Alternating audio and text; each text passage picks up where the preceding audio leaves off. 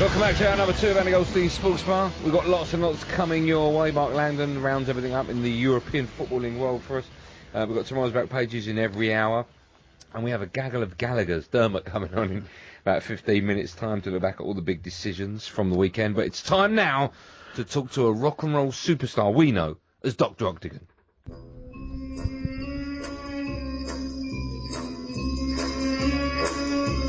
Dr. Octagon, Dr. Octagon, Dr. Octagon, he is here, he is here. Good evening, Noel Gallagher. How are you, sir? All right, mate. I'm good. How are you? I'm not bad. You sound a bit tired. Yeah, I am a bit tired. Just come off stage. Oh, you performing tonight? Are you? Where in the world are you? I'm in Switzerland, just checking up on a bit of offshore cash, and through a gig in as well as to not arouse suspicion.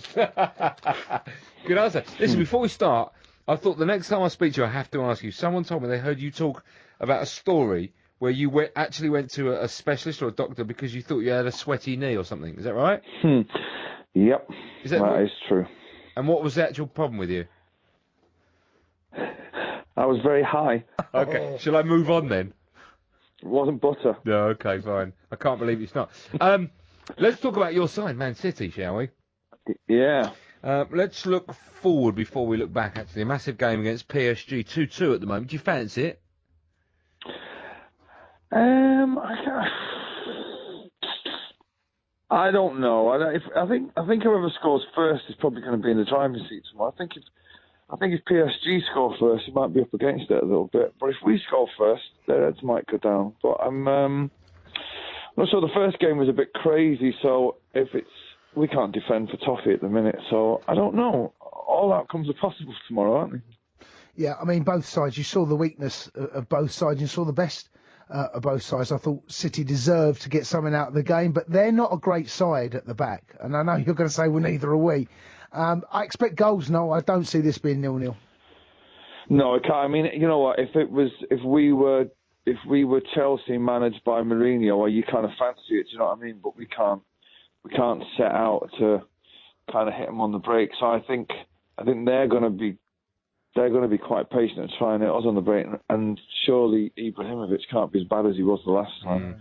So it's going to be a tough game. I mean, I'd have thought whoever performs the best at the back will probably win it. And I tell you what, it makes a huge difference now. You've got Kevin De Bruyne back. I think even in the few games he's been back for, he's looked outstanding. Oh, I mean, Lord knows where we'd be in the league if he hadn't have missed those 12 games or whatever it was, 10 games.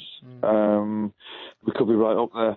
But as for tomorrow as well, yeah, I mean, the fact that David Luiz is out is a big blow for us because he's a maniac and we could do with him playing. I totally agree. You could do with him at the back. You know, because they probably got some substitute defenders kind of half decent. But Matuidi's out, and he's a big miss, and Verratti. I mean, the pair of those, that does change things. And Mangala, by the way, you know, he's had his best game since his debut against Chelsea. Yeah, well, he doesn't mind the physical side of it. If you're a small, nippy kind of player, you're going to cause him trouble. But if you're kind of a bit of a bruiser like Ibrahimovic, he's a big lad. He's all right with it. But I think, I mean, we are never going to get a better chance to get into the semi-finals we have now, particularly with we can, with your best case scenario, you can see a route to the final. If Wolfsburg hold on against Madrid, you draw them, you never know. So I think we could do. I mean, I'm kind of quietly. I don't know. I'm quietly thinking we might actually kind of get there, you know what I mean? But, you never know. It's been a weird old season as well, not just because, of course, Leicester are running away with the Premier League and then Spurs are second, but City, from one week to the next, we question whether or not they're going to get in the top four. Then we look at Arsenal and think, can they actually finish in third place, where you always say they live, and rightly so. Are you worried that there's a possibility City might not make the top four now or not? Is that worry gone because of the bad form from United? I mean, it was the same last year when we were kind of fifth with about 8 games to go, and we ended up winning the last 6 on the bounce. But I think we'll do it. I think we might even finish third. I think it's been a tough season with injuries for us. I've never known anything like it. With Vinny and Aguero being out for and De Bruyne being out for such a long period. Nasri's been out all season. You know what I mean? And I think if we can end up finishing in the top 4 and a trophy, and we've got the Wizard coming in, I think it's probably going to end up being a pretty good season. I think. I was quite impressed with the way he picked his side at the weekend, going 1-0 down to West Brom. It's not easy. You could see that being quite a tricky game, but fair play to City because the pressure was on really to get a result with Man United playing the next day. Yeah, I mean, I was looking at the fixtures today, they're running, and we're at that time of the season now where every game just looks tricky apart from Newcastle. Do you know what I mean? Most games look, like you could trip up in them, but I just don't think West Ham have got to play United, and all the teams around us have still got to play each other. So I think we'll do it, but it won't be by more than 3 points. Okay. While I've got you, I want to get your view on a few other footballing issues. Firstly, Leicester, is it theirs to lose? Can you see them slipping up? Oh, they've already won it. They won it about 4 weeks ago when they beat City. That's it. It's done. You think so? They've got some tough games. They've got some tough games. They've got a tough run in, No, look at them, man. I've seen their last 4 or 5 games. They don't even look remotely like they're even going to get beat. That's already in the bag. Forget that. Forget it. That's done. That's done. It's been done. It's been done for a while now. Okay. A few other things we've been talking about tonight, looking back at the weekend. Andy Carroll, of course, scored a hat-trick for West Ham. Any chance that he could be on the plane for the Euros or not? Would you take him? It depends on injuries, doesn't it? But I will say if Kane and Dele Alli and all that mob don't start that first game, then the manager's in disrepute, I'm afraid. Rooney gets on that pitch, it'd be a disgrace. Well, he will start now. There is no. I wouldn't start Rooney, but I guarantee. I mean, if that happens, that just about sums English football up. It's why for me, if he was the manager, you'd just pick the best English players in Leicester's squad and the best in Tottenham's, and the rest are making up the numbers. Because, I mean, between the two teams, they've lost 5 games all season. 7, yeah. It's unbelievable. Yeah. It's unbelievable. And but yeah, Rooney probably will start. He's the captain, and it'll cause too much of an uproar if he doesn't get in the team. But I wouldn't have him anywhere near it. What system would you play? What system would you play now? Would you go 2 up top? Would you play Kane and Vardy, or would you go 1 and have an extra body in the middle of the park? I think it depends who you're playing, doesn't it? I think against Wales you play 4-4-2, and then against as you're going on, you got to flood the midfield with the better teams, and then. But I think if you go, I mean, I'm not sure who's in England's group, but Wales are, aren't they? But I think the Wales. I can never remember. One of them. But with the better team, I mean, with the best team, we should win that group. But Noel's not, hit the nail on the head. The fact that we've got Roy Hodgson in charge, I mean, he's going to. But look, listen, actually, the team. He'll play defensive. He'll play 2 holding midfielders. But I don't mind playing 2 holding midfielders. That doesn't necessarily mean you're defensive. You've got someone like Dele Alli who can make those 15, 30, 45-yard runs beyond the striker. If he does that, I haven't got a problem with 2 midfielders. It's if you play Drinkwater and Dyer, then I have a problem. I just think I think if you're gonna pick all of those players that have been flying in the league, why just keep them on a leash? This is so symptomatic of English football. It's just like getting players.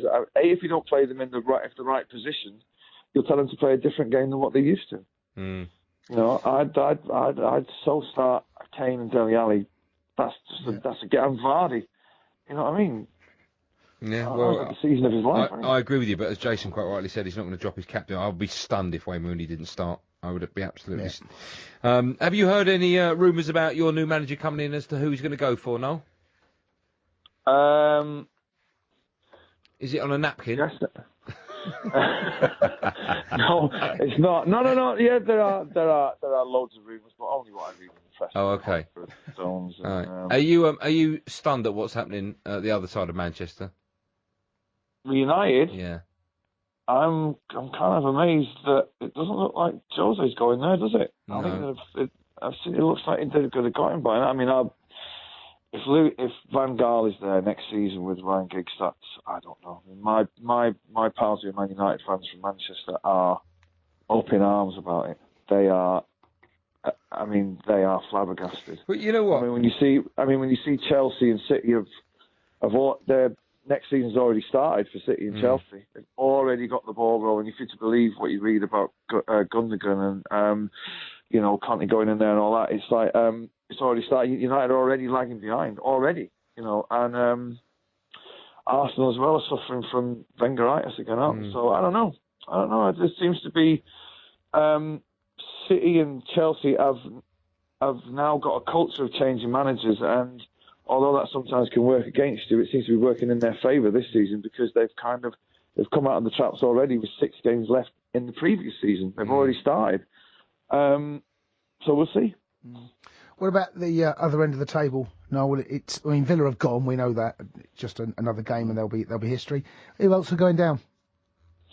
Newcastle look like they can't make a fist of it. And let me ask you about Newcastle, because obviously they got rid of McLaren. It was the right thing to do. Jay thinks that Benitez was the wrong man to come in. They should have got someone that's used to a relegation battle. What's your take on that? Probably. Well, I don't know. I mean, they should never got rid of Pardew. Never mind Steve McLaren. But I think they'll next season they'll. I mean, the guy that got Leicester out of the mire last season. What's his name? Pearson. Him or David. David Moyes could do something with that club, but it's a strange old one, Newcastle. You know what I mean? You really feel for them sometimes, And then I don't know. You see them all topless crying on the telly, and you think, whatever, I mean, the mistakes they and it looks like. I mean, I didn't think Benitez was the right choice. I said it at the time, but you kind of get the feeling whoever went in there now wasn't going to save it. The club is, I think, resigned to being relegated. The players. It's a funny thing because when you read the papers and you think they're a club that's in profit, yet they're in free fall. So they're not kind of investing in the team anyway. Do you know what I mean? So they're not like losing. They're not like spending money on players, or you know what I mean? They're kind of making money, but they're not investing it back in the team. I mean, I can understand the fans have been in uproar, but I think if they go down, they'll have to get. I mean, saying that, a manager who's going to go there. Oh, I don't think that'll be a problem. I think if you chuck money at someone, there'll always be a taker, won't there? Yeah, but the thing is, they don't seem to be throwing money at it. They seem to be buying players on the premise of what they can sell them for 9 months down the line, as opposed to saying, well, can we build a team here? There's no young players coming through or anything like that, which there used to be quite a few of them. Yeah. I don't know where it's going, All right, well, listen, before I let you go, a couple of things. Firstly, a prediction for the PSG game. What do you reckon? I am going to go for 2-1 City. Okay. Presumably you're not going to the game. You're still on tour. No, I shall be. I'm not even going to watch it tomorrow because I'm going to be in Vienna tomorrow, checking on another load of offshore stuff. And, will you be on stage then while they're playing? I shall be on stage. There will be an iPad strategically placed somewhere, so we can kind of watch it. Well, not watch it, but my roadie will be doing semaphore for the scores. But I'm not going to watch it. Have you looked at your tour dates to see that if City make it to the final that you're about? 28th. Oh, don't worry about that. It's my birthday that weekend. Oh my. Hold on, it's not the big one, is it? You'll have a sweaty knee again, though. No, the big one is next year, which is why they've cancelled Glastonbury next year. No, but I've already got that weekend off. So if City get there, it'll just be an amazing coincidence. You'll have two sweaty knees instead of one. I think everything will be sweating. No, because I had a knee transplant. I've actually got the knee of a 14-year-old Serbian child. Yeah, it's amazing. Yeah, I can imagine, hence the limp. How's the Octagon, by the way? Is it still in one piece? Still there. I will get it. I'll do something with it one day. Yeah, we'll turn it into a little studio for us so we can do a live show from there. You'll do it, don't worry. Maybe. I was thinking more getting a gun turret on it or something. Listen, I know you've just come off stage. Very kind of you to come on our show. And thanks for checking in. And we'll catch up with you soon. No worries, man. Cheers, pal. See you later. Bye-bye.